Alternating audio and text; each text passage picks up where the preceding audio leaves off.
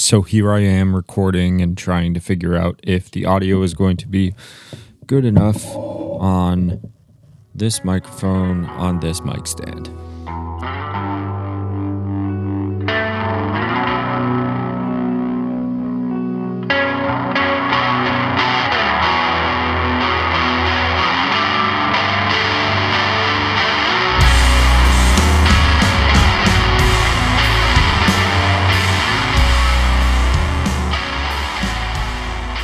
Welcome back to WPRP, the sound of the Packy Run podcast. I'm here with my co-host, Dan Mayotte, and if you stick around for long enough, you'll be hearing the lovely sounds of Delilah coming up next on your FM AM radio stations as you're in the back of Delilah, your dad's Volkswagen Jetta. And now I'm just talking about memories of driving around southern Massachusetts. I literally listened to Delilah on Magic 106.7. Magic 106.7. 6.7. The best. The absolute best. But she's on from like 7 till midnight most nights. Yeah. And she's awesome. Yeah, she does a long show. I used to listen to Delilah on my parents got me one of those hybrid like iPod dock / clock radio, like alarm clocks.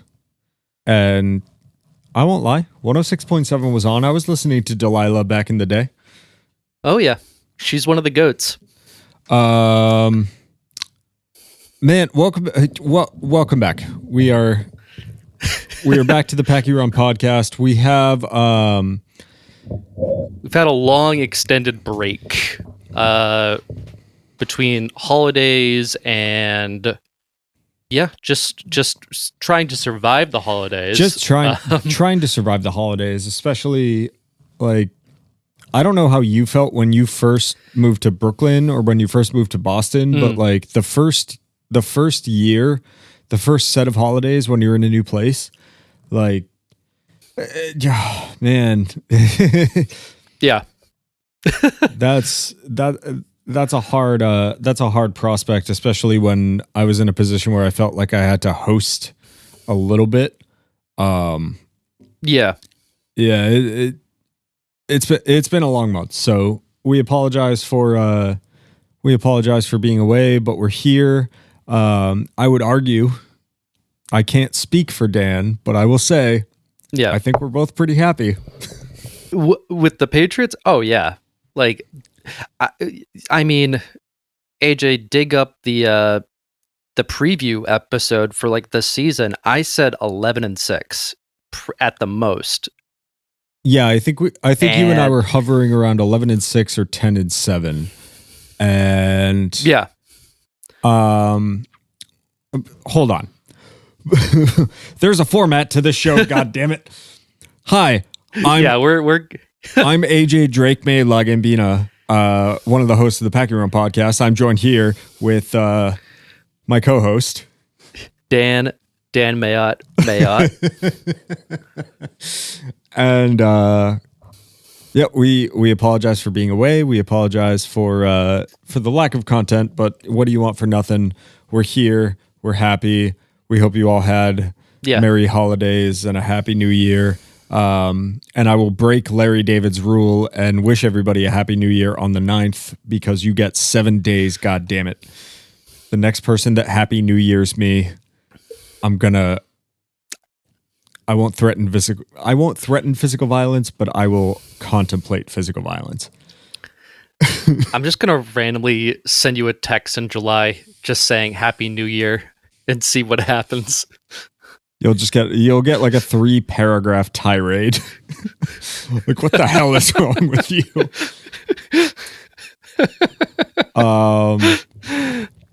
Yeah, so before we get into the nitty-gritty, the meat and the potatoes, the whole thing, did you have any highlights this holiday?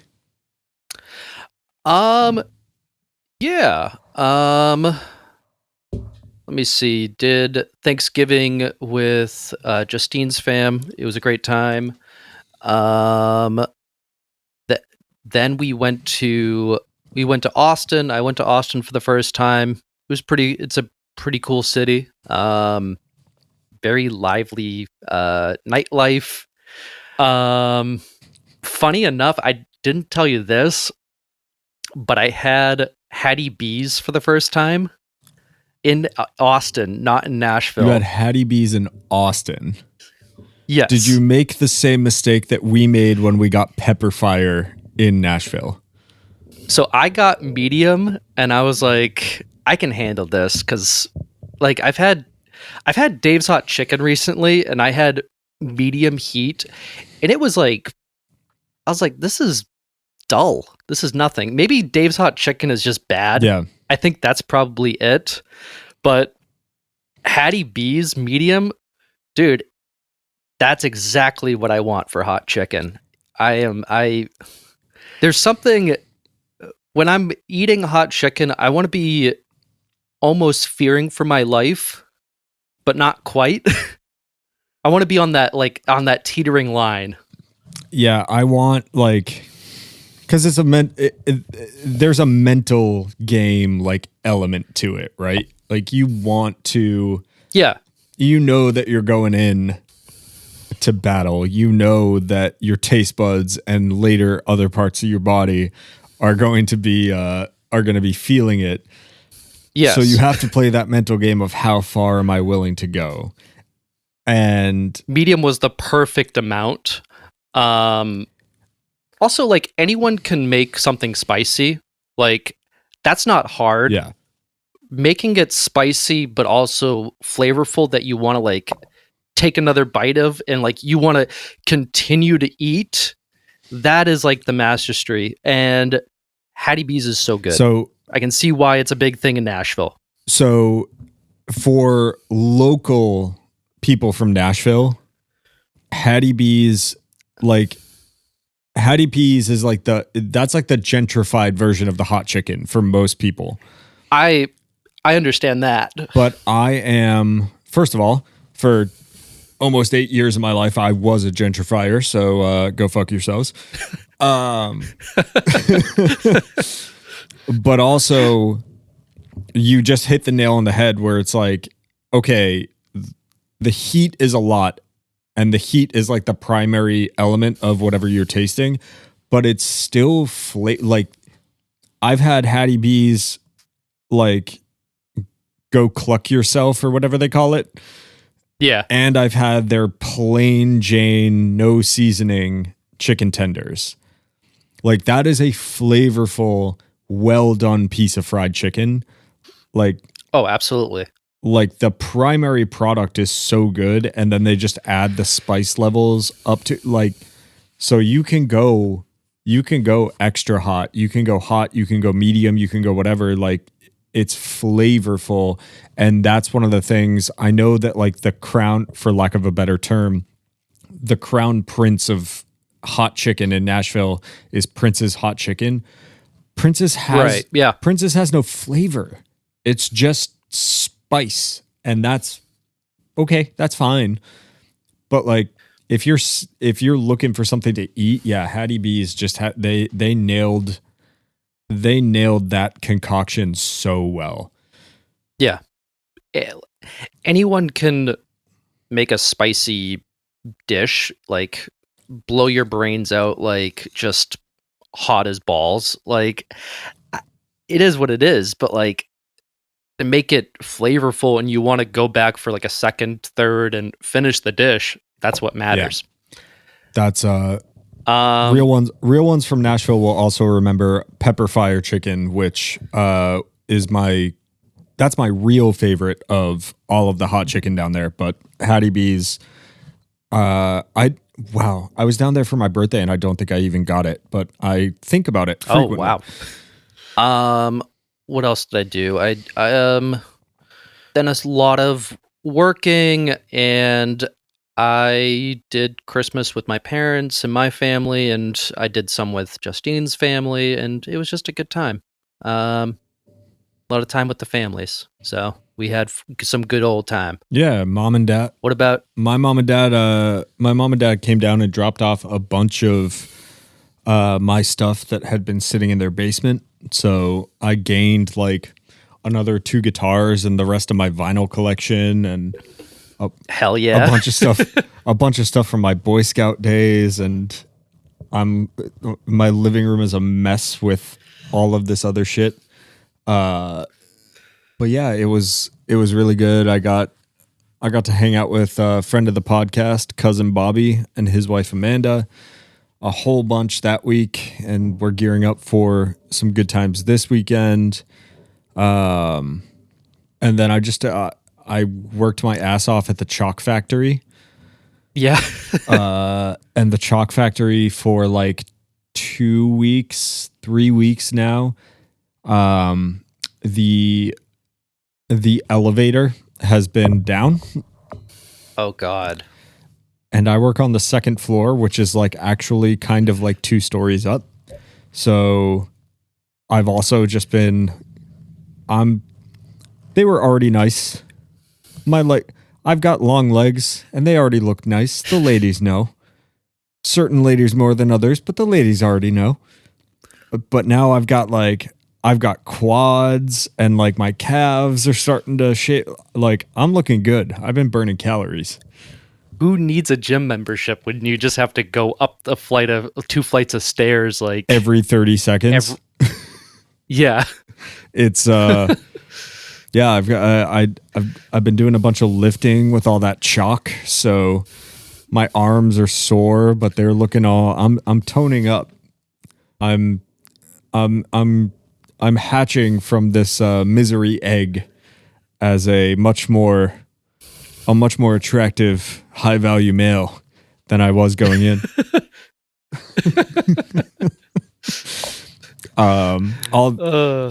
It's especially funny for those of you that are listening at home. It's funny to talk about being an attractive, high quality male when both of us are sitting in our Dan's seat is newer than mine, but we have. I don't know about that. I thrifted this. Like yours looks remarkably similar to mine. We're both sitting back with our legs crossed, just having a conversation as men do. Just lounging. Is that a Bud Heavy? No, it's a regular seltzer. Oh, I was gonna say the Packy Run has officially bottomed out. We're drinking Bud Heavies on the main. No way. We are drinking a raspberry lime seltzer. Hell yeah. Well, that I think that's the life update. We're doing good. We're back in the saddle. We're making things work. So now feels good. Now we can double back and what do you know about playing with house money? Oh boy. We haven't done that since 01. And there's there's so many people that are talking in exactly those terms of just like, this is a Patriots team that was, yourself and myself included. We were sitting back and we were like, we're homers, 10-7. Yeah. 10-7, 11-6. I mean, and honestly, like I said, 10-7. I said 10-7 for 2 straight years. I said it for Bills last year. I said it for Gerard Mayo's first and only year. And I said based on the schedule, I said 11-6, and we're sitting at 14-3. And no first round bye, which is fine, but I mean second seed in the AFC East. Can I, early in the podcast, jump us into the hot take chamber? Go ahead. I might be the only New England Patriots fan that is glad that we don't have a first round bye. Why is that? If you rest, you rust. Mm. This is too young and too new of a team and an organization to be sitting back. this week.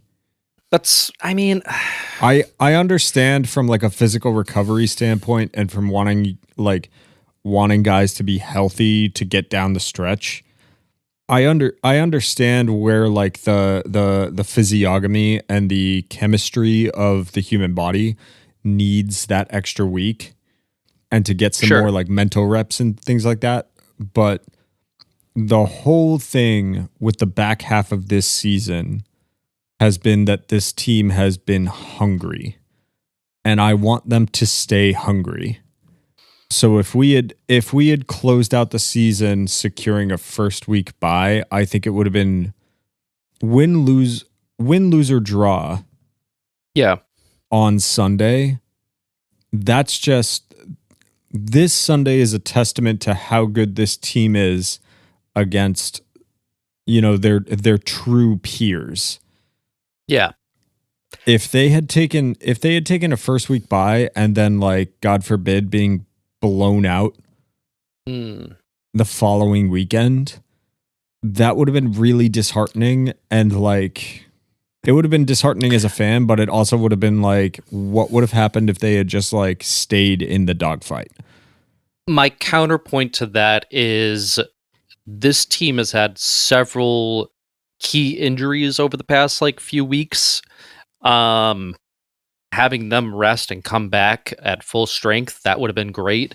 Harold Landry's been out. Robert Spillane has been out. Tyrus Tonga's been out. Like, those are three big pieces of the defense that have been down for the count for the past couple of weeks. So it would have been nice to have them, if we could have gotten that extra week of rest and have them fully back at full strength. Milton Williams came back last week, and Will Campbell. Those are two big people that came back, as well as Kayshon Boutte. But they might have some lingering issues or like injuries here and there. I would have preferred the bye. I think everyone would have preferred the bye, but I just think that the way that this team has been playing, I don't want them to take the rest because I don't want to ruin, I don't want to ruin the rhythm. Yeah. Like if you throw them off the schedule, and I think you and I have talked about this. I think you and I have talked about this on the podcast, especially when it comes to the Chalk Factory and the Cobalt Mine and everything else. Like, the human, regardless of if you're a top tier athlete or if you're, a hoarder that is on some HGTV show or something, like, your body has a rhythm. Yeah. And maintaining that rhythm, once you establish it, like, you function better as a person. So, a first round bye when you're dealing with Tom Brady and Julian Edelman and Rob Gronkowski, and like, when you're dealing with guys that have already been there and they need the extra time to recover and they need the ability to sit back and like watch the tape and do the mental reps, that first week bye is priceless. Like, that's a huge advantage. When you're talking about when you're talking about a team that has known each other and worked with each other for less than a year, and they have clearly, in the back half of their season, some could argue the back 3/4 of their season, because it's been awesome. When you've started establishing that rhythm, like, you're in the facility on this day, even when there's travel, there's efforts made to make sure that like you get this amount of time off and this amount of time for recovery and treatment and don't fuck with the system. Just keep that ball rolling. I guess I see where you're coming from. I think a first round bye would have been nice, but I can also see, like, we were barely resting any starters at the last game. I think we took everybody out like fourth quarter. It was like, when the game was like safely in hand. It was late. was late in the game when they finally sat back and went, no, you know what? We're gonna make sure that we don't have to deal with anybody additional on the injury report. Yeah. Man, 14-3. When was the last time we did this show? We did it. Was it? I think the last time was the Bengals game. I think that was the last time. Yeah. So we beat the Giants, who, despite the record for the Giants, I will say this: the Giants are a feisty team. They have good players. They had really bad coaching throughout this year. Like they have good players. Like they have key pieces on each side of the field. They had terrible coaching. So we dominated them, went into the bye, had the Bills, which we lost by, and that was a concerning game because we were up by 21 and we kind of just didn't really seal. They were just key mistakes on both sides of the ball. And I mean, Josh Allen is Josh Allen. There's a reason he's like a top 2 quarterback in this league. Yeah, the Bills game was just us. Like we just showed our bellies. We just showed that like, okay, this is a newer team. Yeah. Like that game didn't feel hopeless. It just felt like growing pains, and the Bills had it more together than we did that day. Like we came out swinging and just kind of gassed ourselves. Yeah, absolutely. Actually, Josh Allen didn't do that much in the game. I think it was mostly James Cook. Our like run defense has been good all season, but I think having Milton Williams out, Tigers Tonga being in and out of the lineup, like that was just not a recipe for a win. And we gotta finish the deal if we're going to be up by a certain amount on a team. Yeah. Luckily, we don't. Here's what I will say about this team: we haven't played down to anyone. Like all these bad teams, we've beaten them pretty like convincingly. I mean, except for the Bengals. The Bengals that was a weird game on our end. Yeah. Ravens, we were down in that game. Well, go ahead. No, I think that that's like a key point of the season is that we haven't played down to anybody, and that's why there's a lot of non-Patriots fans that I'm surrounded by. It feels like everybody, how you know that I'm back on the East Coast and like bordering the Northeast as opposed to being in the South. Like everybody has an NFL team. And for the past month or two, every time I mention the Patriots, people are like, "Oh, but what about the Broncos?" Like, yeah, but the Broncos are winning those games, but have you watched them? They don't pass the smell test. They're playing down to their competition, and then like in the fourth quarter, turning around and being like, "And we got it from you." They took a page out of the Chiefs' playbook last year. Like the Chiefs were beating all these teams by fluky ways. I think, let me see, like the Chiefs won on a blocked field goal against the Broncos. They won on like a penalty against the Raiders. Like there was the first game of the year against the Ravens. If Isaiah Likely like just had his second foot in bounds, like he would have had that touchdown, but he caught the ball. There was like a bunch of instances where it was like they won in like 11 one-score games, and like the Chiefs, I mean the Broncos have also won in like 12 one-score games this year. Not to say like they're a bad team. No, and like I'm not the biggest schedule guy. Like it's fun when we talk about it on the podcast, especially like leading up going into the preseason, kind of like giving our predictions, going through this, like, but you and I both know it's any given Sunday. It's who's the better prepared team. It's is your defense able to lock it down? There's so many factors that make it like you can't script this. They are not, and I will eat my hand if it comes out years from now that they were actually telegraphing Super Bowls with like the colors of the logo or something. Yeah. This is too, even in this day and age, this is too violent and too chaotic of a game for you to be able to have a game script.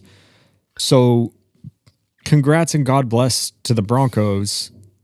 And I would have said the same thing about like the Chiefs in previous years, where schedule doesn't mean anything. And as good as the Broncos have been, I do think that I still think that they are one of the less scary teams going down the stretch. Yeah. I am actually more scared about this week than I am about the potential of meeting the Broncos later down in the playoffs, if that comes to pass. The only team that I truly am like, fuck no, I don't want to play them are the Bills. I don't want to play them the third time. I don't know if we have the ammo to win that second Bills game at this point. And I don't know if we have if we have anything that can counteract the hunger. Yeah. Like, I'm a Patriots fan. It is always fuck the Bills. I like Josh Allen. I think he's a nice guy. I mean, at the very least, his PR department is doing a lot of work to make sure that he looks like just a hometown boy. But like, I don't have any ill will towards him, but I also know what it looks like to be. I know what it looks like to be a winning fan base and to have that like that fire in your heart of like, oh, we're gonna get it done this year. And there's been a couple of times this year where people have kind of been like, the Bills just aren't going to get it done. And what if they don't get it done? What are they going to do with Sean McDermott? And the national media is talking the shit the same way that they always do.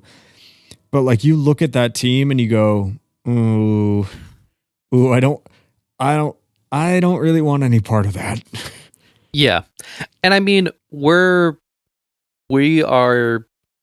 we got to take a step back because we're not even at that point yet. But I'm just saying, like, if it was any team, I wouldn't want to play them.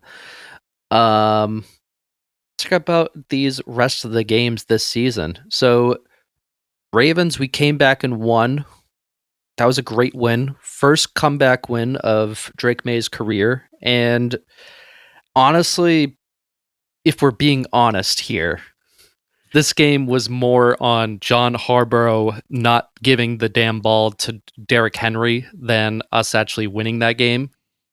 It was a sight to behold. I was at the game, and so that's right, you were.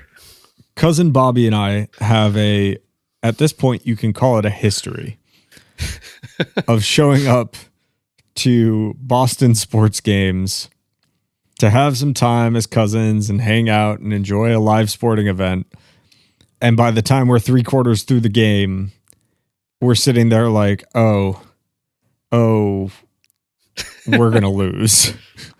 And there were a couple of moments during that Ravens game where he and I were sitting in the stands. And I would just, before I finish the story, I would like to shout out the Packy Run's new sponsor, Smartwool Products. Smartwool. When it's cold, we'll keep you warm. I was remarkably comfortable at a game, even though I was on the outside. It looked like I was underdressed for the cold that we were enduring. Also, shout out to Wes and the rest of the guys that got us back to DC after that game. Had a really great time. and our other sponsor, Michelob Ultra. But no, there were a couple of times while we were sitting there where the two of us were like, are we just bad luck charms? Like, should we just stop going to games?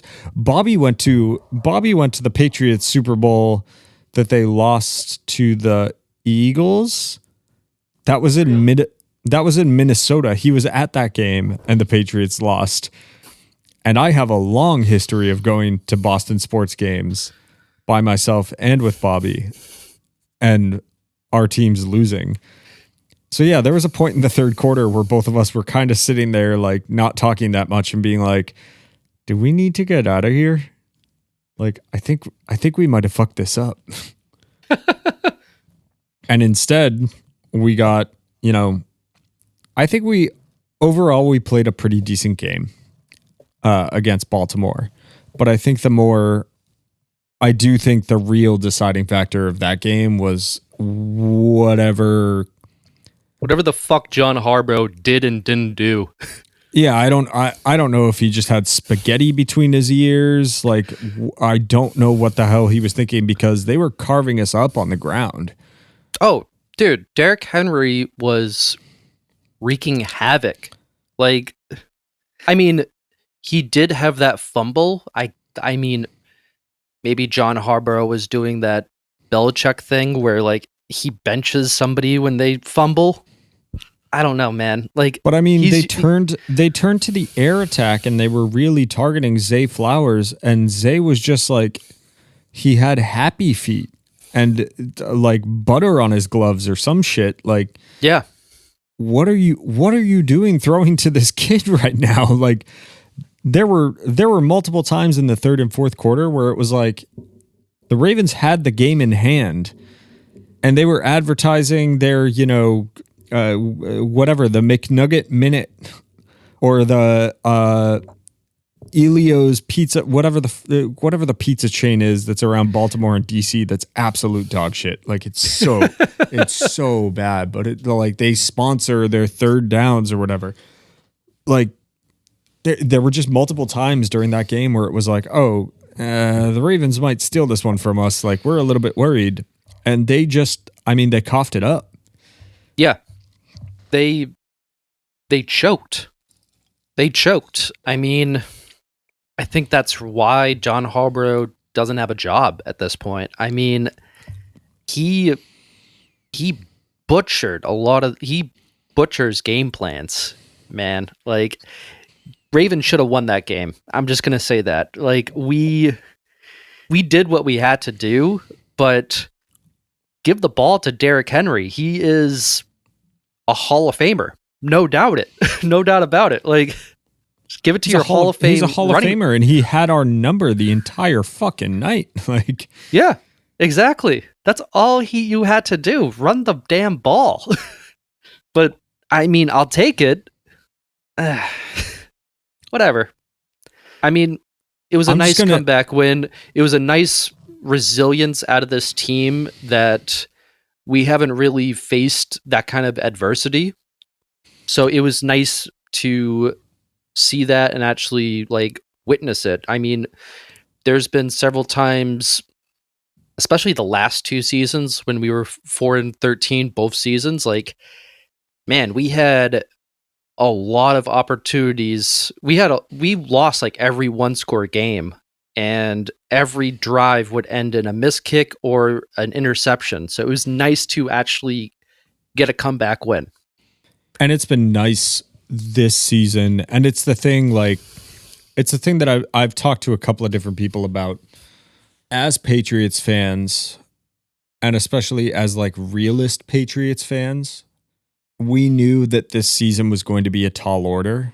So we need to act with, we have to have a certain amount of grace, but we also need to, like, as much as we want to root for everybody and we want to talk our shit and we want to talk about Drake, May. Yeah. We also have to realize, like I said at the beginning of this segment, we're playing with house money right now. Yeah. I don't think anybody was expecting the season that we just got, and we need, like, there is a level of thankfulness that we need to have because it is it is a privilege that we're even talking in the terms that we are right now.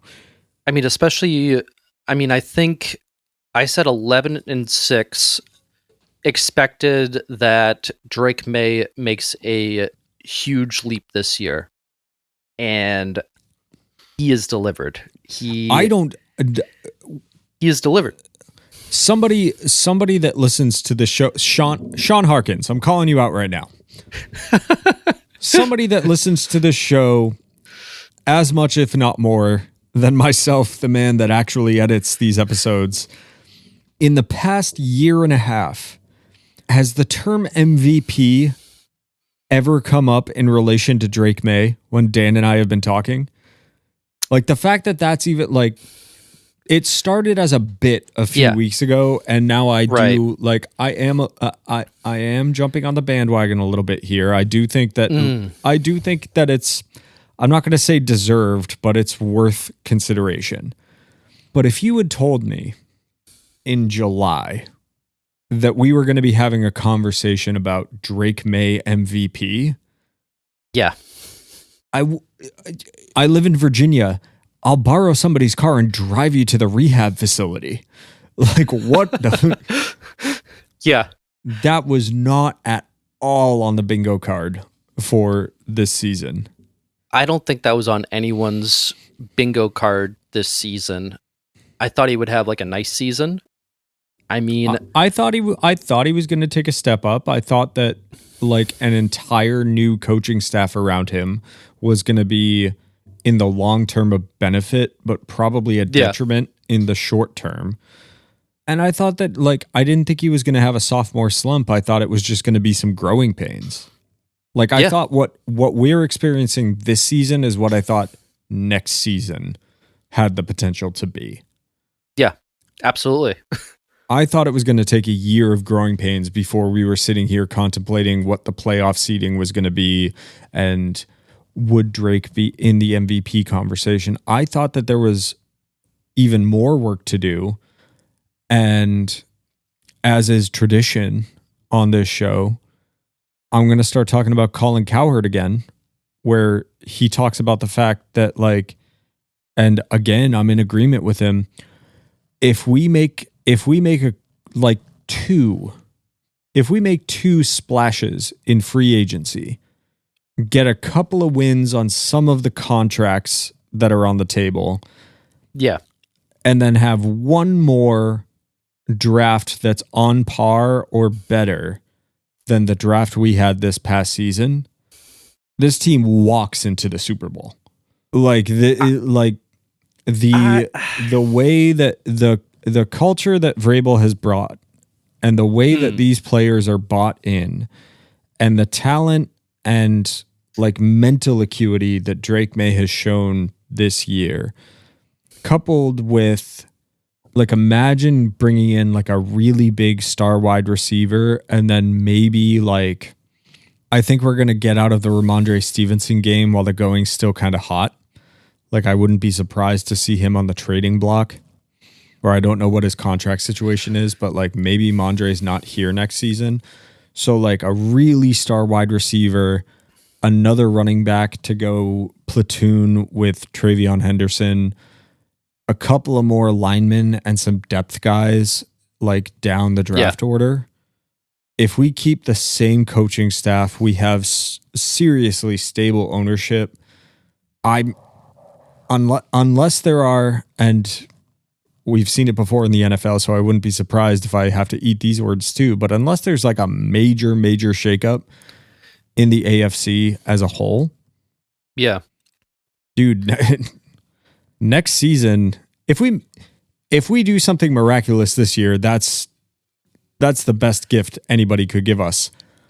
But if we don't and we make the right moves, next season is like, watch the fuck out, because here they come. I will say this about our schedule.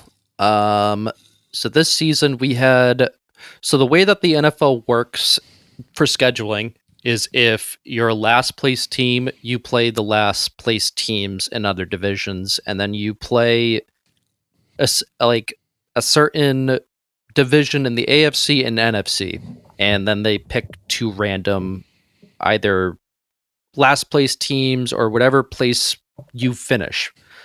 So I'm looking at our schedule next year. This is obviously so far in advance. We are currently in the playoffs. There's no off-season moves yet. We don't know anything about the draft yet, but we have the Bills twice.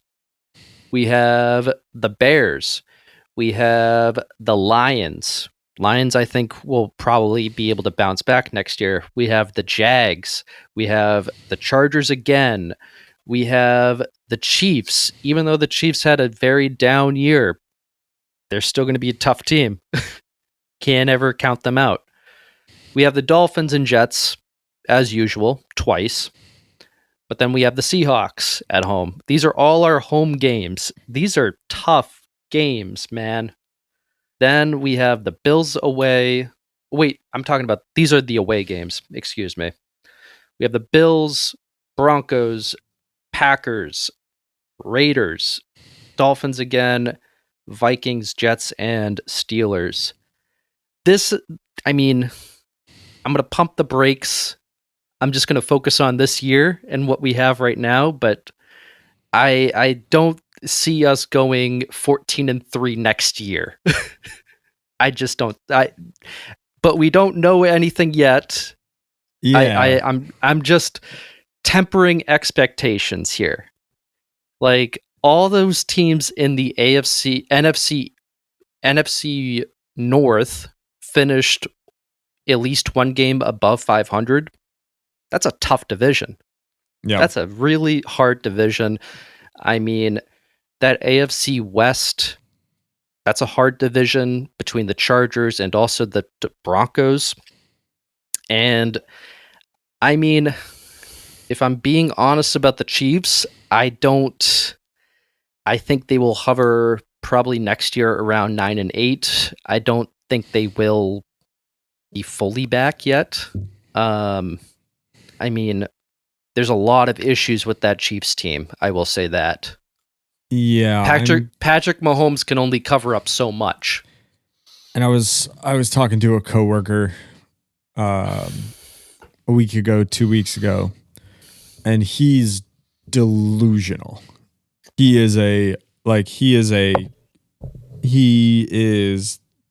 I've dated people from Kansas City. Okay. That are less invested in the Chiefs than this man. Okay. It's like, man, it's just, Mahomes is going to have a redemption arc. It's going to be just like Brady's career. He's going to make it to all these Super Bowls in the first half, and then he's going to go 8 years without a championship, and then he's going to come back and he's just going to run everything until he retires. Okay. Buying it. Not buying it.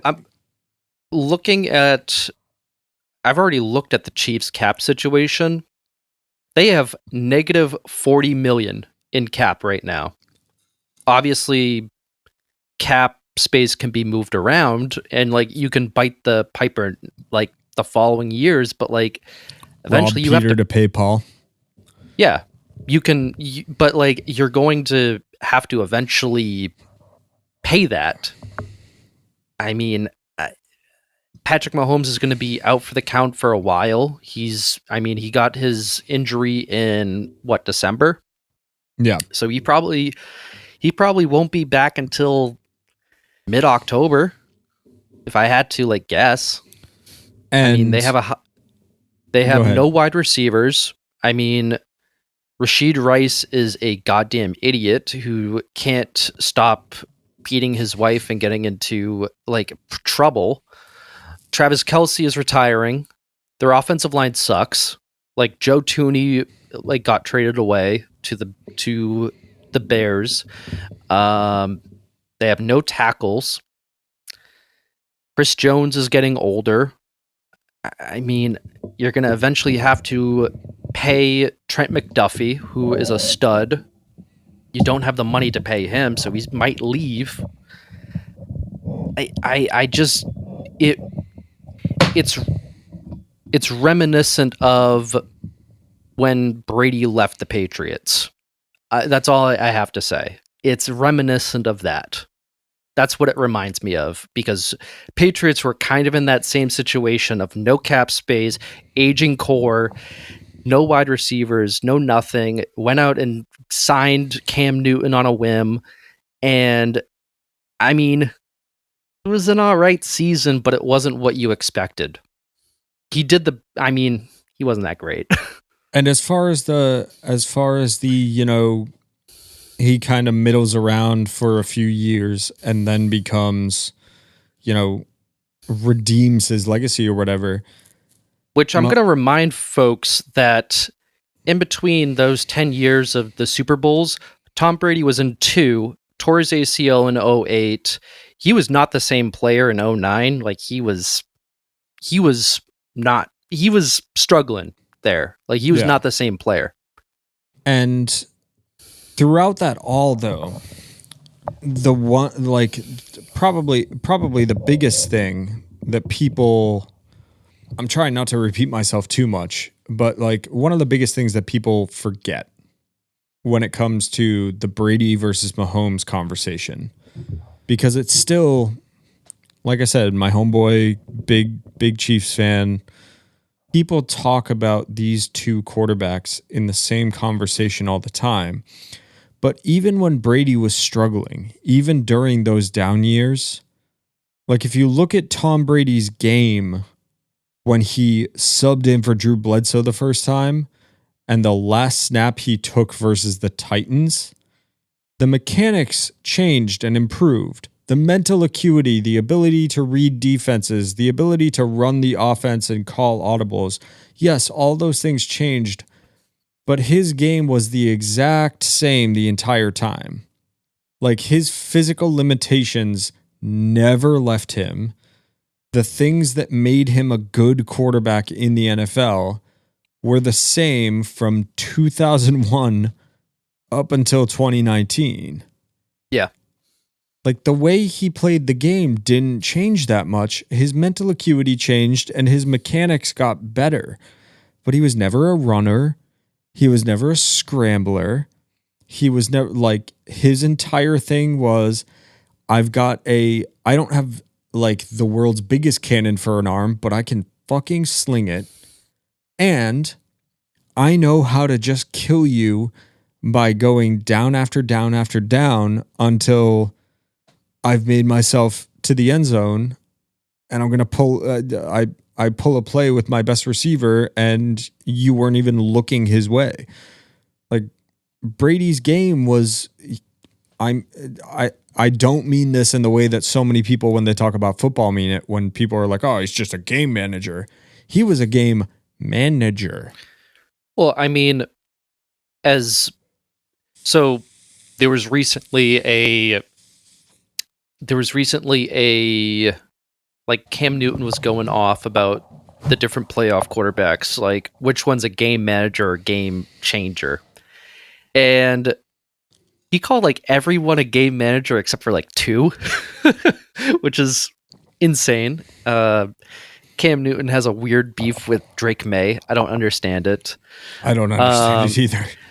But like Scott Zolak, who the Sports Hub, from the Sports Hub, he broadcasts. He's his own kind of blowhard. Oh, absolutely. But I respect him because he's actually a former player and played quarterback in the NFL. He said every quarterback is a game manager. That's part of the job. You have to manage the game. And that's what I mean, is that like literal, you are managing the entire team's game. Like you are the general manager of this entire team.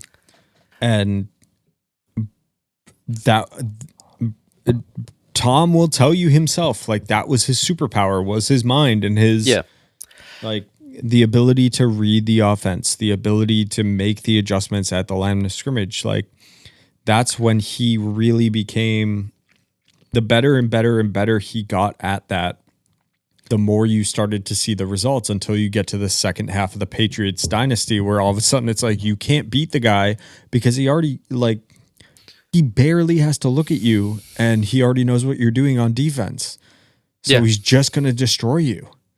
And the point I was making is that that was true. That was true of Tom in the first half of the Patriots dynasty. He was already doing that in his first Super Bowl.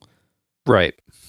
When has anybody ever talked about Patrick Mahomes as that kind of cerebral thinking quarterback? That's not the Patrick Mahomes conversation.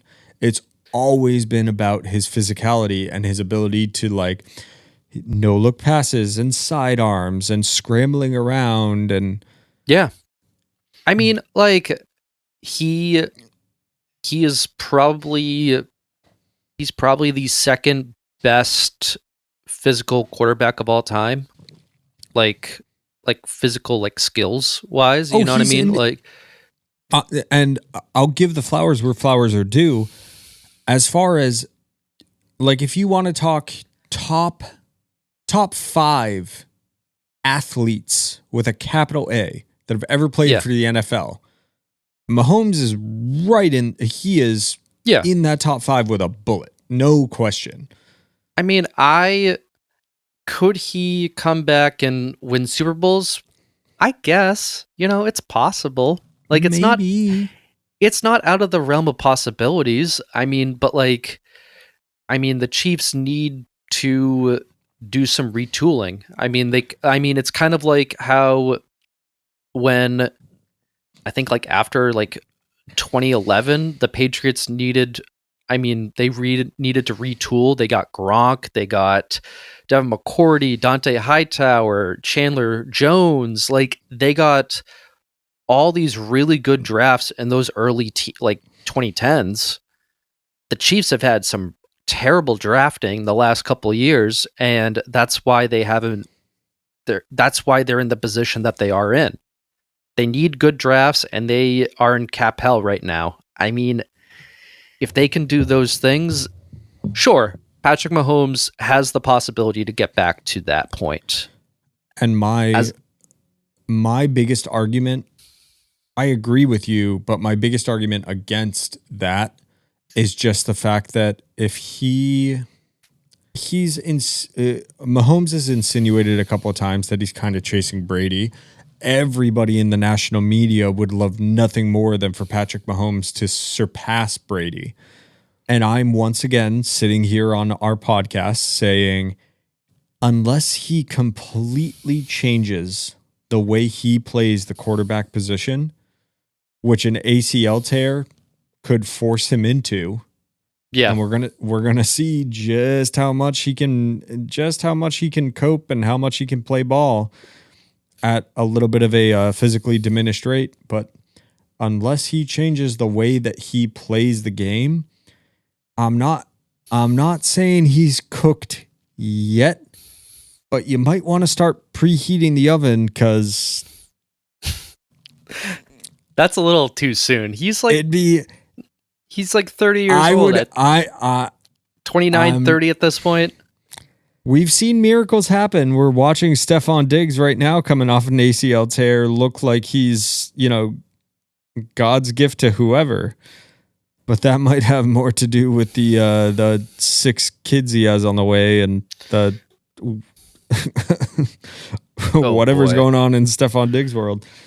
But I don't know. I'm not preying on it, and I want the competition, and he's such a remarkable athlete that it is just entertaining to watch, even if it's a hate watch. But I don't know. What I know about the human body tells me that I don't think we get Patrick Mahomes back the way that everybody wants him to be. I'm not buying that stock quite yet. I mean, that's fair, but Patrick Mahomes. He's been best quarterback of the last probably 5 years. I mean, he is probably in my list, he's probably like top 3, maybe top 2. Yeah, I think he's. I mean, at least quarterbacks in my lifetime, I think the 3 best I've ever seen: Brady, Mahomes. Yeah, they are Brady, Mahomes, Peyton Manning, and then Rodgers. You threw me a little bit of a screwball with Manning, because I was gonna say, like, I think it would be in order: Brady, Rodgers, Mahomes. And then you mentioned Manning. If it's a lifetime, yeah, I mean, Peyton Manning was so good. I hated him as a kid, and that dumb giant forehead cheating on his wife, Manning. Man, we didn't even get to the other Patriots games. It doesn't matter. They blew out the Jets and Dolphins. I mean, we don't really have to go over those ones. Although I will, we can jump over to the Dolphins for a second, and so within the span of 3 days, Mike McDaniel is going to be an integral part of choosing the new GM of the Miami Dolphins. Wait, no, never mind. We fired him. Like, dude, we were talking about him getting canned in like October. I'm surprised he lasted as long as he did. I don't know what happened. I think Tua I don't know what happened to Tua. I think he just too many concussions, man. He is done. But that anybody that watches football knew that, right? Like, especially after the second one that was on national TV, everybody knew that, like, there is no, like, if you care about human beings at all, there is no good goddamn reason for Tua to be on that field. No. Is that Mike McDaniel's fault? Like, what? I mean, the roster sucks, dude. Like, it sucked all year. Like, they don't have any offensive linemen. I mean, their defense sucks. I don't feel bad. Here's the thing. If I had to rank the people in my, like, if I had to be fine with one of the people in my division winning Super Bowl, I wouldn't be fine. Well, obviously, least would be Jets. Like, I wouldn't want the Jets to win any Super Bowl in my lifetime. Well, I think you're pretty safe on that. I don't think it's happening in our lifetime. Yeah, I don't think so either. Dolphins, and then probably the Bills. I just feel bad for the Bills, man. Like, losing 4 straight Super Bowls, they just have had a lot of bad luck. So I would be like, that sucks, but good for them, I guess. But like Dolphins, I'd be like, nah, fuck you guys. That Dolphins team, man. Ugh. The front office politics and the coaching decisions in the NFL are really, truly an enigma to me. Like, I don't know anything about what goes on in his meetings. I think he's kind of entertaining in the media. He seemed to have, up until this year, pretty decent buy-in from his team. Like, what happened to Mike McDaniel? Outside of the meme that I... Go ahead. He's going to be a hell of an offensive coordinator. Whoever gets him, he has a job immediately. He'll have a first crack at offensive coordinator to wherever he wants to go. I'd like to see that for him. I'd like to see him have like a Josh McDaniels kind of thing where it's just like, you took your swing, kid. You thought you could be the head honcho. You thought you could be the head coach, but you know what you're really good at is being an offensive coordinator. So go kill him. Yeah. Yeah, I could see that kind of thing going on. I saw a meme where it was like Mike McDaniel got hired as the head coach of the Miami Dolphins as like an offensive assistant working in the office. and it showed a picture of him when he first got hired. And he left as a Miami drug kingpin with his shades on and his hair all like curly and disheveled. I was like, that might not be that far off from the explanation as to why he just sucked so hard this year. Well, and they couldn't. They lost like every game that was like under 40 degrees. Like, I remember talking to Justine. Justine was like, "Oh, I'm kind of worried about this game this weekend." I'm like, "No, I'm not worried at all. We're gonna rout them." Like, this. Don't count your chickens before they hatch, though. Like I said, at some point those kind of streaks break, and having a warm weather dome team come into Gillette it should go our way. In theory, that's what I always say. When you guys hear this, it'll be tomorrow. It should go our way, but cross your fingers. Before we get into the preview, let's talk about Drake Maye MVP. All right. Is he, if you had a vote, is he the MVP of the NFL? Yes. And why? Because hold on, let me I gotta sit up a little bit, make sure that I mean, the two real candidates are Drake Maye and Matthew Stafford. Correct. We have Matthew Stafford from the Los Angeles Rams, and we have Drake Maye. Matthew Stafford deserves a whole lot of flowers. In fact, when he won the Super Bowl, he didn't even get MVP that year, right? No, it was Cooper Kupp. Yeah, it went to Cooper Kupp. Stafford is a ridiculously good quarterback. And he is a ridiculously good quarterback with a ridiculously good surrounding cast. Sean McVay is he's in the top tier of NFL coaches. Oh, absolutely. He's got a really, really, really good supporting cast. And he has made the best of that, especially considering the fact that there was questions about what, if anything, he was going to be able to do this season because he had the broken back and the whole thing.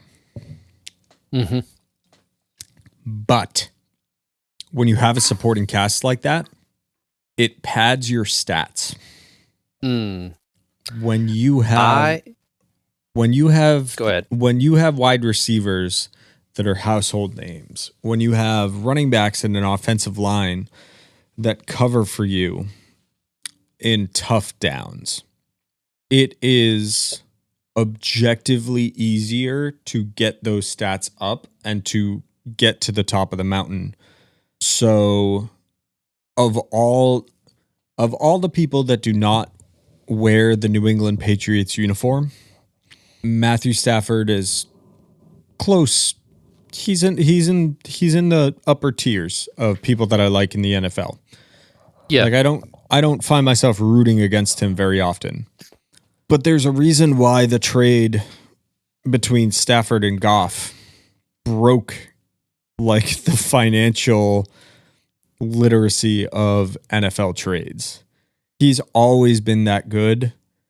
And I think that part of the reason why he is in the conversation about being the MVP can be chalked up to people think that it's time that he gets his flowers. And then you look at Drake Maye. The actual stat lines are very, very similar. But Drake Maye has had a middling, sometimes good, but not always great, especially with injuries and in and outs. Drake Maye has not had a consistent line in front of him. The first half of the year, we were all calling for Ramondre Stevenson to get out of the way for TreVeyon Henderson. That's true. Both of them have found their middle ground. But like, right. It's not like the running back room has been totally on fire all year. Stefon Diggs has developed a great relationship with him and heated up, but Stefon Diggs is not, it's not like he's that much of a deep threat. He's just become the new Julian Edelman. Yeah. Like he's over center all the time. So when Drake May throws these dimes out to the corners, Mac Hollins, who everybody was not that high on when the Patriots signed him, Kayshon Boutte, who I love, but he's been a streaky kind of guy. For sure. Our tight ends are Austin Hooper and Hunter Henry, who are, as the sleeper fantasy football app likes to call them week after week, boomer bust. Yeah, they are. Drake May has put together a stat sheet that's similar to Matthew Stafford's with nothing. Yeah. To be Colin Cowherd for like a second, like they're both asked to cook a gourmet meal. Drake May has Dollar Tree ingredients. Matthew Stafford has Whole Foods ingredients, and they both have to make a gourmet meal. Yeah, that's the perfect thing. Like somebody. That was a very Colin Cowherd thing. How would I clean that up to make it even more Colin Cowherd? It's like, you're an old man and you're thinking oh God. It sucks so much because I respect so much of what comes out of the man's mouth, but the way he talks just makes you want to die. So sometimes I like sauce and meatballs. So what I do is I get on the phone and I go on a 3-way call with AJ Lagambina and Anthony Bourdain. And I say, can you guys make me some sauce and meatballs? And Anthony Bourdain, he goes to the Co-op and to a bunch of these other places, and he has a pro deal with Whole Foods, and he gets all the nicest ingredients, and AJ goes to Aldi and Market Basket, and they get all the same ingredients, and then they put it together, and you almost can't tell the difference. That's what it's like between these two quarterbacks. Do you understand what Uncle Colin's saying? With his stupid teeth that are always, he doesn't sound like him at all, but he talks like Trump with his teeth. He's got his teeth out all the time. He's out. It's insane. I'm sure that's when I compress this audio file, that's going to blow people's ears out. I'm sorry in advance. Comparing the numbers, so Drake May is 14-3 as a starter, 72% completion percentage, which is, I just want to say this, that is better than any completion percentage Brady has ever had, ever. I just want to point that out. For those of you listening at home, I'm not gonna say that he's better than Brady, but and also I think it's kind of ridiculous to. We're comparing apples and steaks here because it's different eras that Drake May and Tom Brady have played in. I'm just going to point that out. As somebody who I'm very much in love with would say, tomato, potato. Right. Drake May has 4,400 passing yards, a 9 yards per attempt. He has 31 touchdown passes, 8 interceptions, we'll just round that up, a 114 passer rating, 450 rushing yards, 4 rushing touchdowns. Matthew Stafford, 12-5, respectable, but also a wild card. Didn't win that division at the very end against the Seahawks. 65% completion percentage, 4,700 yards, passing 7.8 yards per attempt. He has 46 touchdown passes, 8 interceptions, and 109 passer rating. And we're not even going to talk about the rushing numbers because it's just one rushing yard. So by the looks of it, Drake May has more yards because 400 plus 450, or 4,400 plus 450, that brings him up to 490, 50. So more yards more yards overall. And let's say 35 touchdowns, because we're going to count those rushing touchdowns as well. Yeah. I mean, less touchdowns, more yards, higher completion percentage. I think there's a compelling argument for both of these players to win MVP. And I wouldn't be mad at either one of them for winning it, personally. For the sake of the content and the fact that we talk so much football on this podcast, like, sure, I'll be brutally honest. The MVP race interests me because it's fun to have the thing to talk about with my best friend.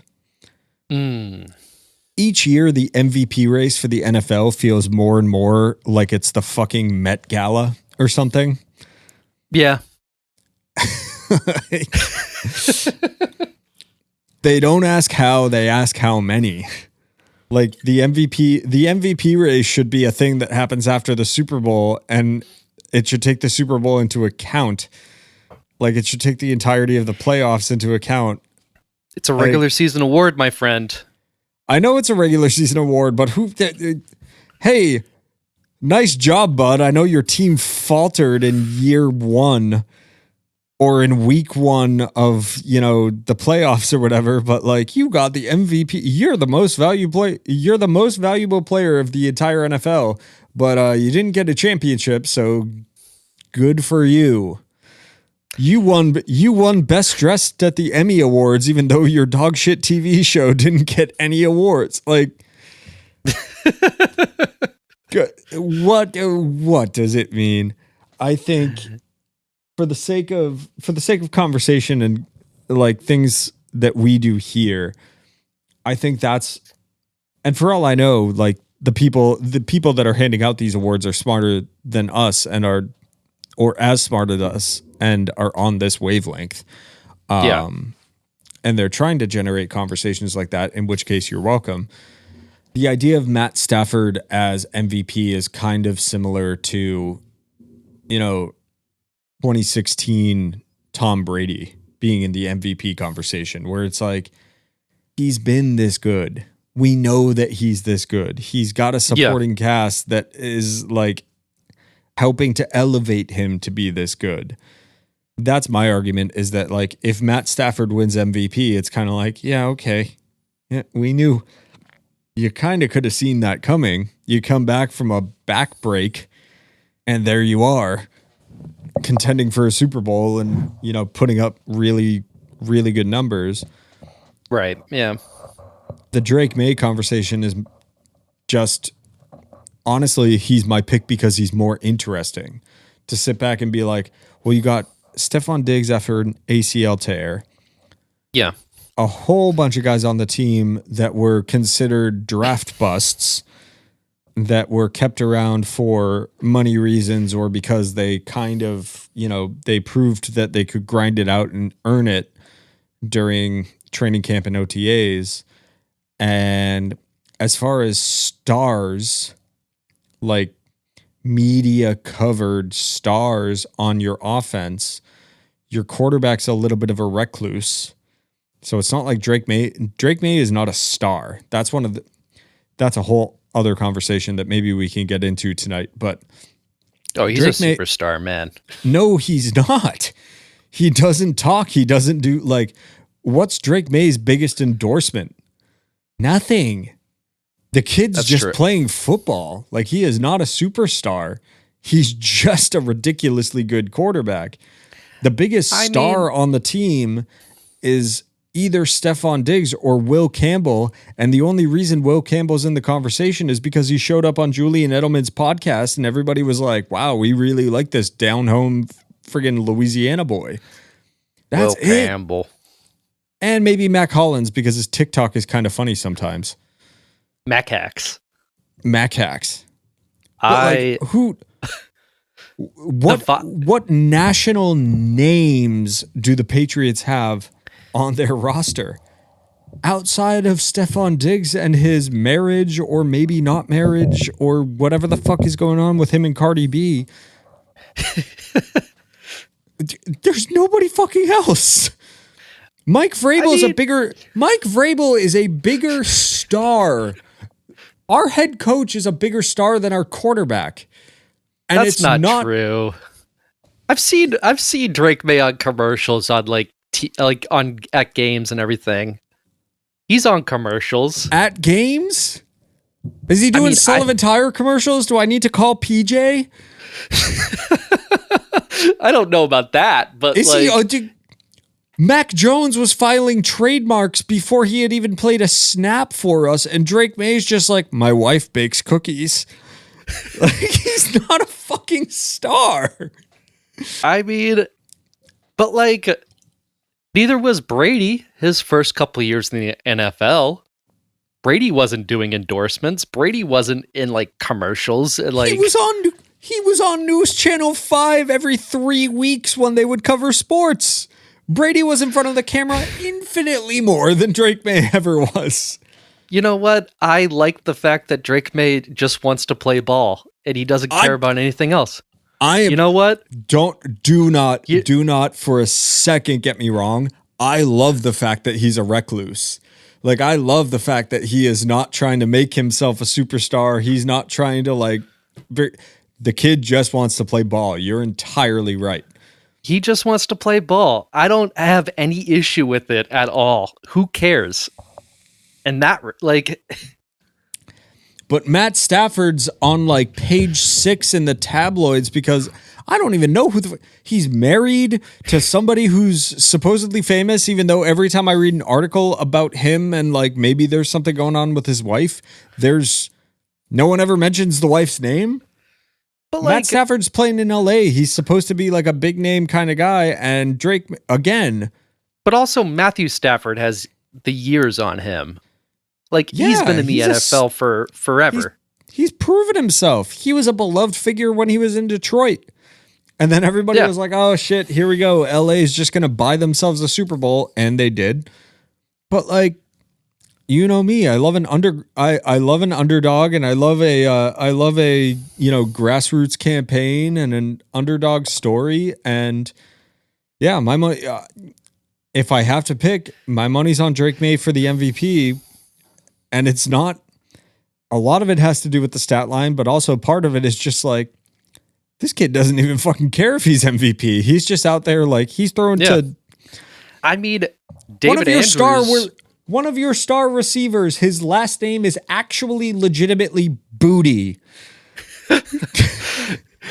I mean, did you hear what David Andrews said? I think it was a couple months ago. He said, I don't want Drake May to be MVP because I think they can go on a run for the Super Bowl. I mean, what would would you rather Super Bowl run or MVP? 100% a Super Bowl run. But is there an MVP Super Bowl curse the same way there is with is it like the President's Trophy in hockey where if you win the President's Trophy you're never going to touch the Stanley Cup? It kind of is. Yeah. Because I think the years Patrick Mahomes won MVP, he didn't win a Super Bowl. I think the years Brady won MVP, he didn't win a Super Bowl. In that case, congratulations, Matt Stafford. Get the fuck out of my way. Matt Ryan won MVP. He lost his Super Bowl. Famously. Good, Anakin. Good. Kill him. Kill him now. Yeah, like there is an MVP curse. I'm just gonna let you know that. Like, so all those people chanting MVP, like, you sure? You sure? Yeah, but even if we run into the MVP curse, it's again. Yeah, I've said it a bunch of times this episode. You're playing with house money. Fucking. Yeah. We've already shattered the expectations that even diehard Patriots fans had. Let's just go have a good time. Yeah. With that, I didn't say who I think would be MVP. I think if I had to pick either one, I think it would be Drake. Just more yards, better completion percentage, more wins. Like, I think wins matter more in the MVP race. But I wouldn't be upset if it was Matthew Stafford. I wouldn't be upset by it. I would be like, okay, fine. But also, if the writers are voting for Stafford, it better not be because this is his final chance to potentially get us an MVP, because who knows if Drake May will also have a chance at MVP later on in his career. Like, this might be his only chance to do it. There are crazy things that happen in the NFL all the time. So if you're giving it to Matthew Stafford, it better be because of those touchdowns and those passing yard numbers. That's all I got to say. Yeah, I want it. It should be earned. It's a sport. Yeah. It's not. I'll use the same terminology that a lot of people in Tennessee used when I would talk about the Patriots. It's not a popularity contest. Yep. The most popular team does not go to the Super Bowl. The most popular player should not be the person who's voted MVP. This is a meritocracy. It should be based on merit. And I think that Drake earned it, but also the vanity of it doesn't fucking concern me until we start talking about the design of the rings. That's what I want. As I do in many aspects of my life, I want the ring to look nice. I want to make sure the ring looks nice. For sure.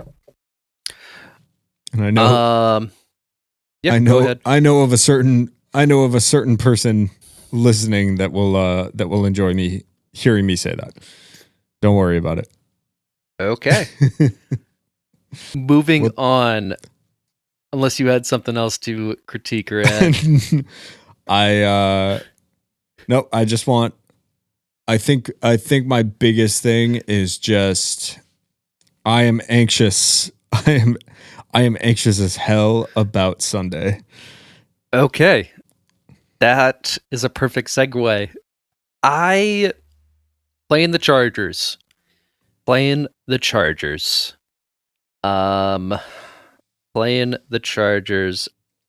This is going to be a tough game. Obviously, it's the playoffs. All these games are tough.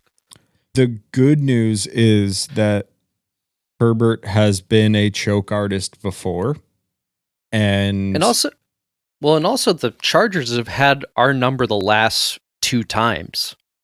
That was regular season. But Herbert has choked before when the lights have been too bright, and we have the home field advantage against a warm weather team. Warm weather domed team. So there are severe advantages to playing in those kind of conditions. I think my biggest worries are the MVP conversation distraction, even though we just spent a whole bunch of time talking about it. Yeah. Outside distractions like that, I don't care how many of these guys get up there and try and be all, stalwart in front of the cameras. When you start talking about MVPs and how great the season has been and everything else, that can immediately go to your head. which ties into the very beginning of the podcast where I was saying I'm glad that they didn't have a bye week because I want them to stay in a routine and stay hungry. Right.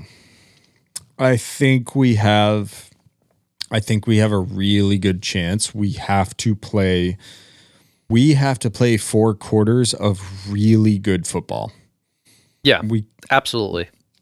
I think if we have a game like the Ravens game where we have too many defensive kind of foibles, and if we don't get the offense cooking from the first snap, I think that this is the first time in the season where I will say that if we don't buckle it up, this could be a blowout. Interesting. See, I look at this game as this is the team I would rather play against.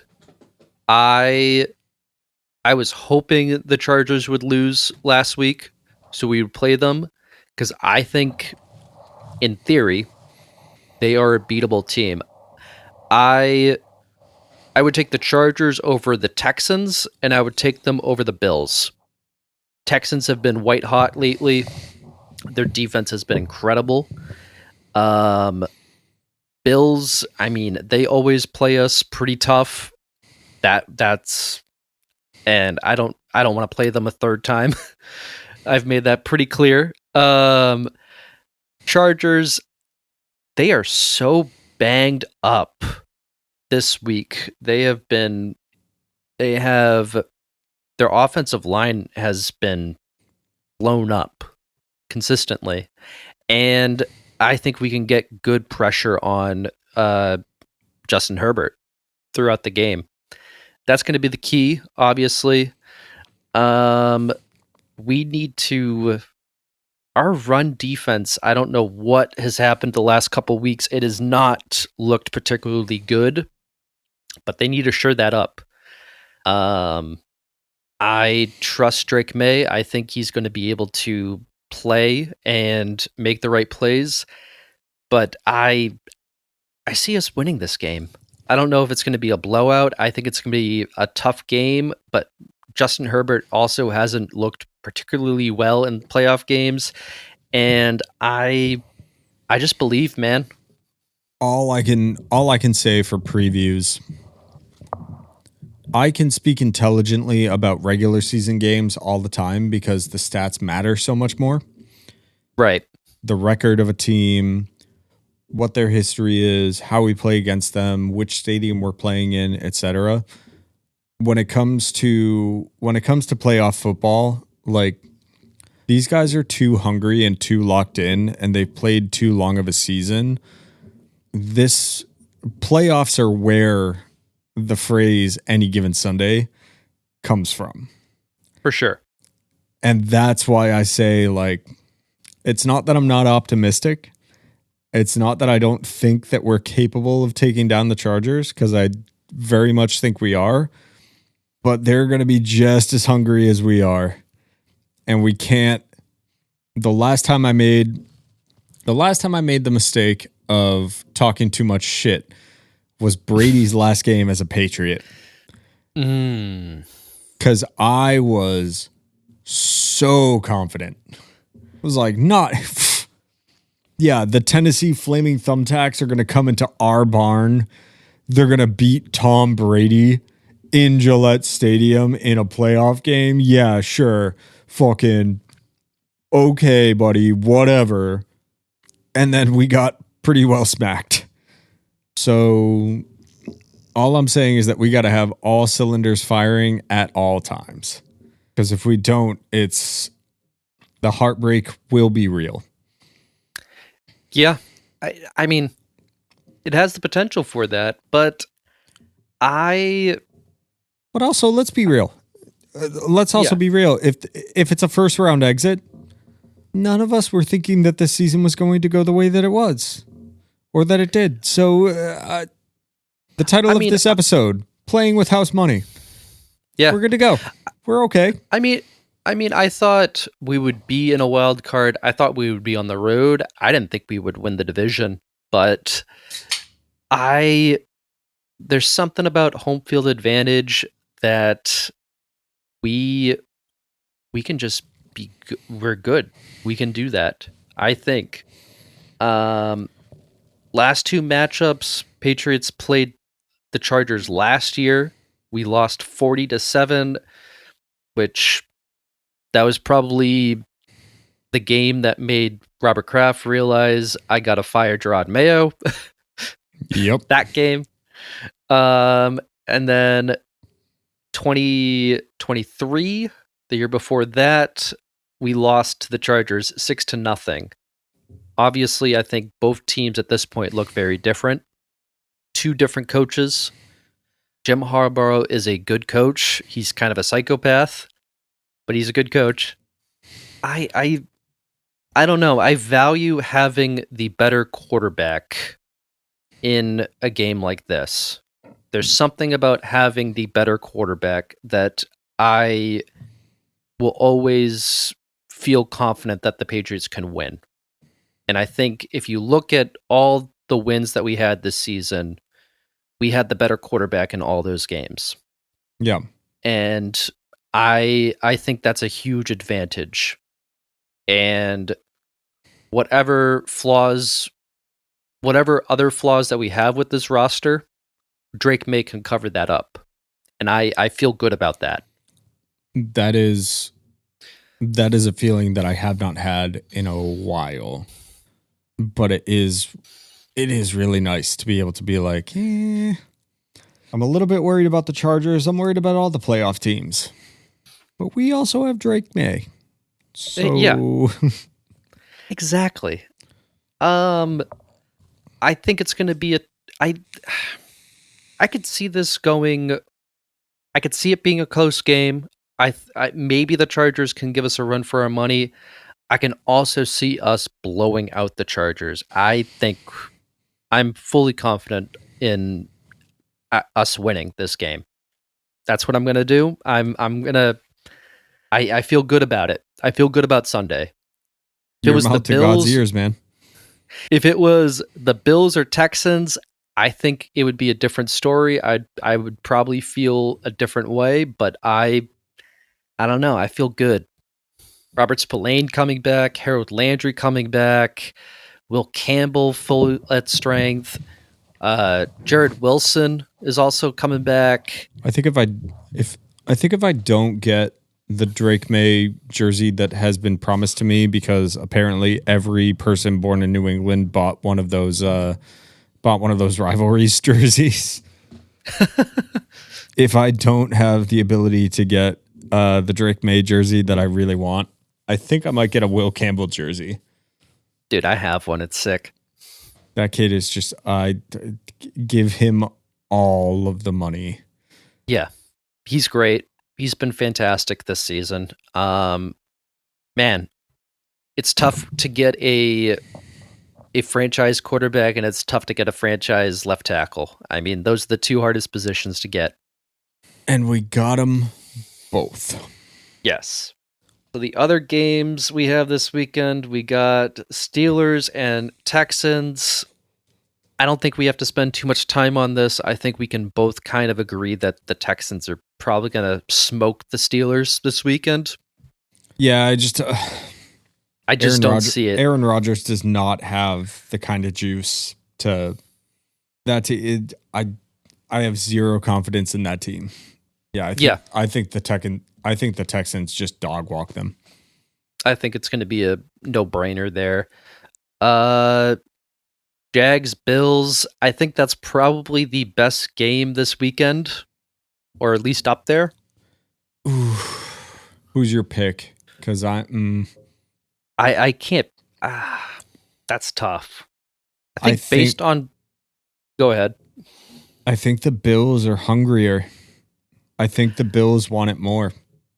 I think Bills have playoff experience. I kind of trust that a little bit more.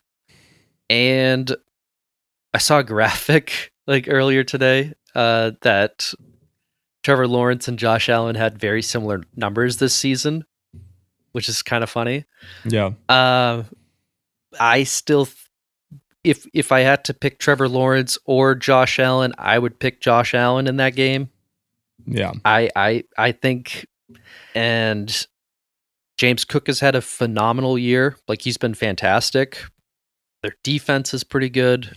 I would probably take the Bills in that game. I think they just have it. I think they're gonna be the ones who end up playing the Broncos. I agree.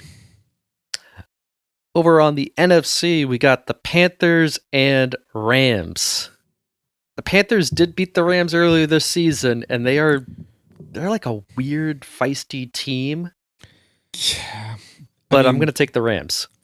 Yeah, I like feisty. Everybody roots for feisty. I love to see it.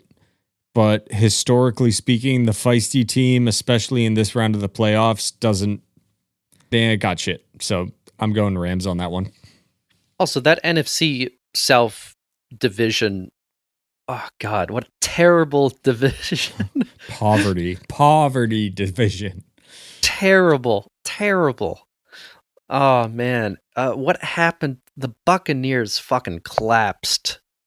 They should have had it. I still have hope. Baker's gonna get one before he retires. Here's the thing: Baker can only thrive if he's an underdog. If he has high expectations, can't do it. When he thinks that he's the guy, so he needs to be an underdog again. He needs you cannot let that ego get the best of him. Yeah. Eagles 49ers. I got to take the 49ers, man. Eagles have been so wishy-washy this year. Their offense is putrid. And the 49ers made it to the playoffs on the back of Mac Jones for like almost half of their season. But Brock Purdy has been he's been playing lights out. You get a platoon. You get a platoon at quarterback between Brock Purdy and Mac Jones in a 49ers uniform. Yeah. Like, you could have the most ridiculous personal foul, roughing the passer on Brock Purdy, and Mac Jones steps up in that uniform with that team and that game scheme. He's probably the best. He's better than a lot of starting quarterbacks in the NFL. I think he might be he's the best backup quarterback. I was going to say he might be the best backup quarterback in the NFL. I don't think that he doesn't have the elite. He doesn't have the elite talent of most of the starting quarterbacks in the NFL. There's a reason why he's not a starter. Yeah. We saw it, and you can blame Belichick breaking him a little bit, but also he was never that much of that guy. But he's smarter and he's more efficient than. I mean, he's better than Tua right now. He's better than Justin Fields. I would take him over any Falcons quarterback. Yeah, I would take him over Jackson Dart or any of the Giants quarterbacks. He's probably the 20th best quarterback in the NFL. Maybe. Actually, that seems a little high. That seems a little crazy. Maybe not 20th, but 25. If we're talking top 30, yeah, 25, 24 maybe. I'm sure that there's a couple of people that I'm not thinking of. But yeah, the Mac Jones, Brock Purdy, the cast-off quarterback room. Yeah. Yeah, I would take the 49ers. They're in the locker room, not cast-off, castaway. The castaway quarterback room. They're in the locker room screaming, Wilson! Oh, no. Start a new one. Man, I'm really going to have to do some research on OBS or something. All right, I'm back. Especially now, the view that I have, I never pause the recording, so we can clap at some point and we'll add this in at the end of the podcast. The view, for those of you that can't see, and you won't see, yeah, but maybe someday in the future, the view that I have on FaceTime right now, of you just like lounging in your chair. I'm just imagining, I think it's OBS that would allow us to basically screen grab the video from our FaceTime. And then we could sync the video up and put it up as YouTube videos. So you could have like everybody on all the streaming services that we push out to. You can listen to the podcast, or you can go over to YouTube and do like just see the two of us sitting back here and like laughing at each other in real time. Then we can click farm. Yeah, we can.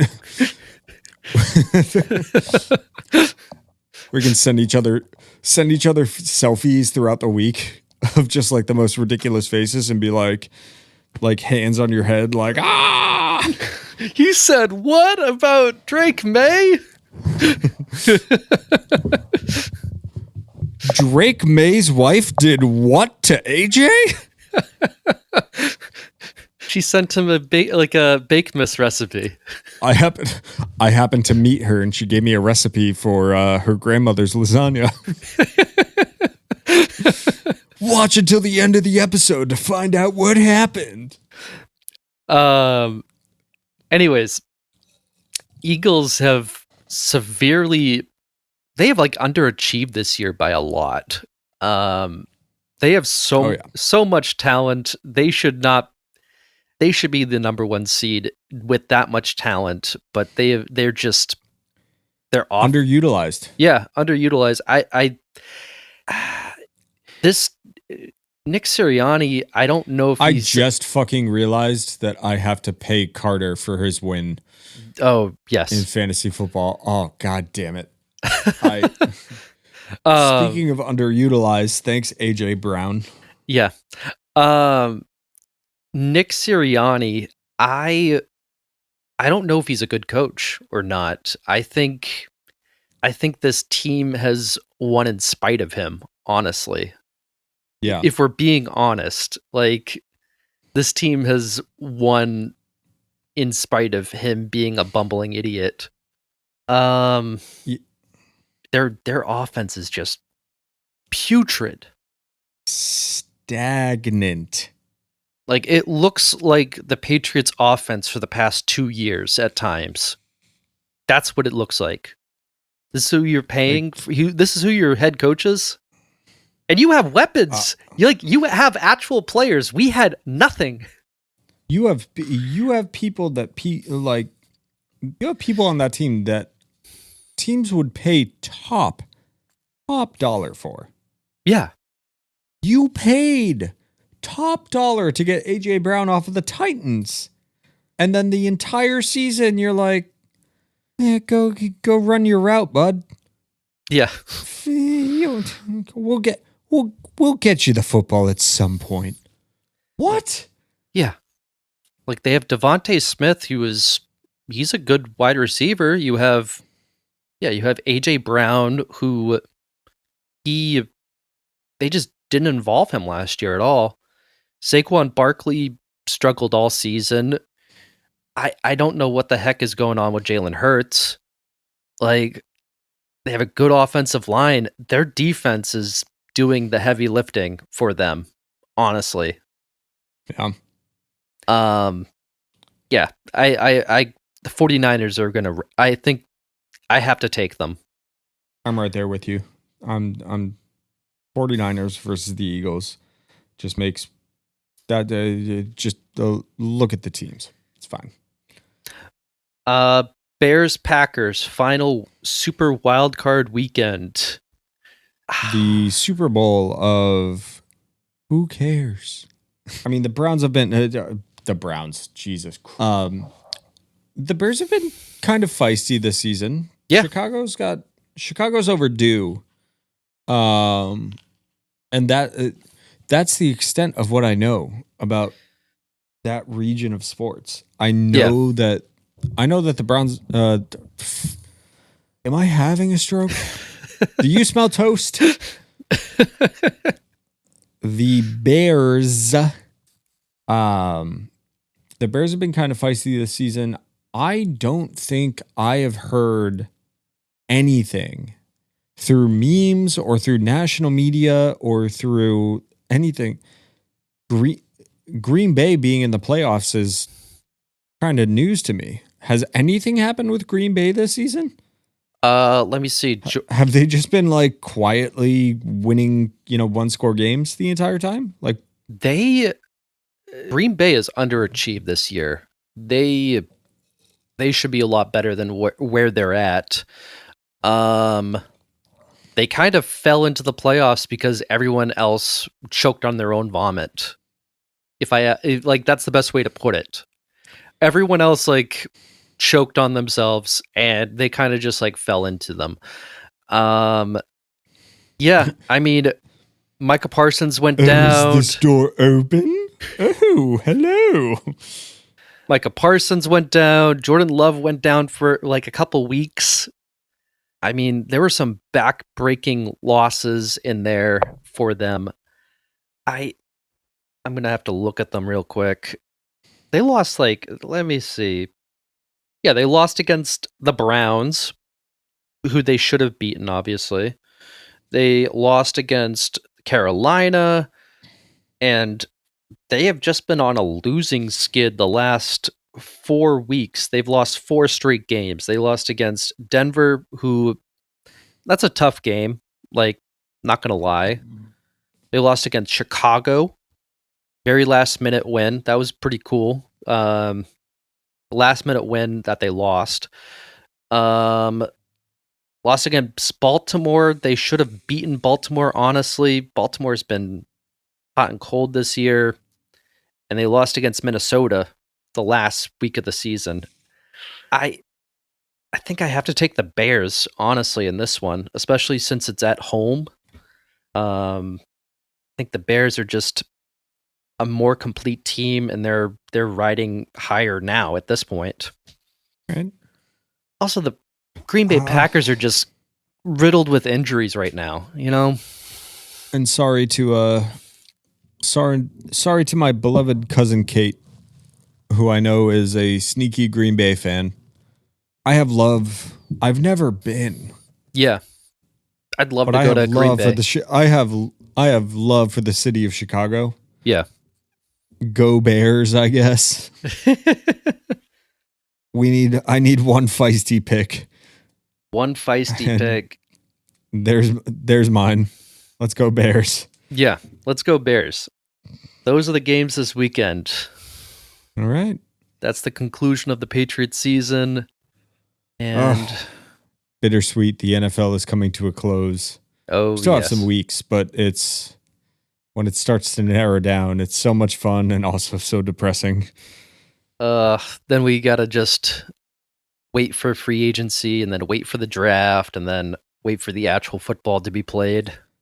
But fear not, young Daniel, because February 10th, pitchers and catchers report for spring training, and we can have another middling, disappointing Red Sox season. The Red Sox are the only team that hasn't signed a free agent so far this season. Because John Henry needs to sell the goddamn team. I'm at the point where I'm just at apathy, man. I just don't care. That's the worst part about it. I'm surrounded by an apartment full of Red Sox things. And just living in the past. Yeah, is what it is. I mean, like me and my Lego Game Boy. Let's hope just living in the past. Let's hope that Roman Anthony comes back strong and the other youngsters are good. So that's all I can really root for. It is what it is. Absolutely. All right. Anything else on the football front? I think we've covered it, man. All right. So I had my list of things I had observed that I started, I think, back on Thanksgiving. I think it'll be even funnier if the next time we go to Observation Corner, I'm 2 months removed from just a little 4-word observations that I put down. Oh, God. So we can try and figure out what I was looking at. I think I have some as well. Yeah, we'll get into that. We have a surprise coming for you guys. We'll try and coordinate it in the next week. And that could very easily become a 2-parter, but we've got a couple of ideas in the hopper. Get some interesting things. Start 2026 off with a bang and keep doing things a little bit more consistently throughout this year. And I thought I had another thing, and I don't. Oh, okay.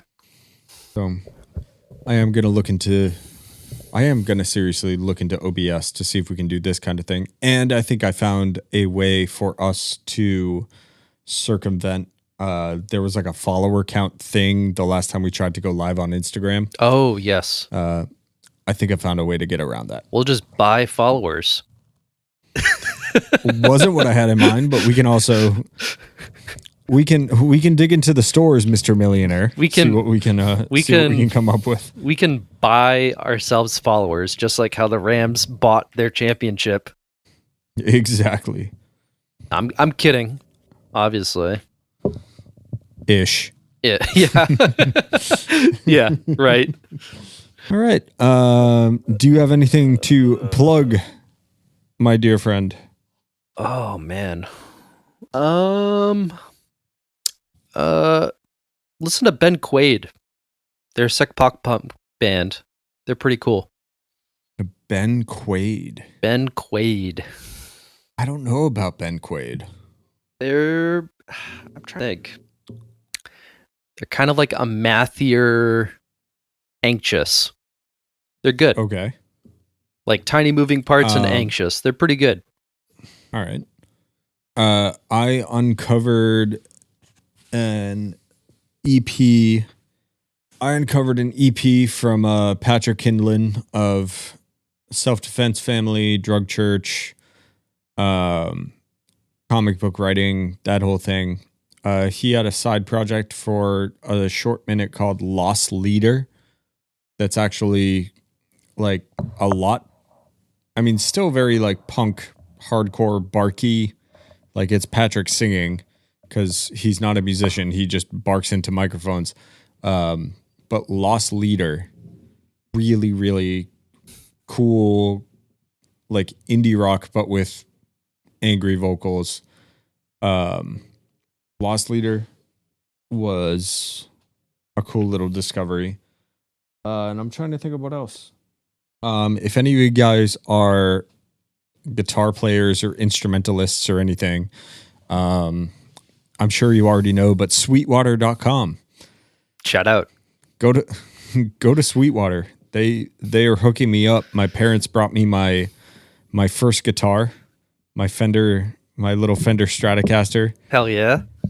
Well, it's a Squier. It's my little Squier Stratocaster that I have beat the crap out of. I now have it back in my possession, and Sweetwater has been awesome for getting some new bits and pieces because that thing is about to become, I think it might become my favorite guitar again. Ah. I got new pickups. I got pick guards. They're sending me, I'm waiting on a couple of straps and some other hardware stuff. I'm very excited to reinvent this guitar. Oh, shout out eBay too. I've been buying cards off of them recently. I got some Drake May rookie cards. I bought a Tom Brady rookie card recently. I'm not an active user, but I'm also going to shout out eBay because I have 300 vinyl LPs that I'm about to start sorting through, and there might be some sales, there might be some trades, there might be some... I'm not necessarily trying to whittle down the collection, but there might be some stuff in there that's worth something that I could make a little money or make somebody's day better. So make my day better, man. Keep it in the family. Depending on what I have, I'll let you know. Sounds good. All right. Well, this has been episode, I don't even fucking know. So you'll find out when we post it. Yeah. Well, we'll talk to you guys soon, and we'll come back swinging with the next couple of episodes. So keep an ear out, and yeah, be good. See you soon. Bye-bye.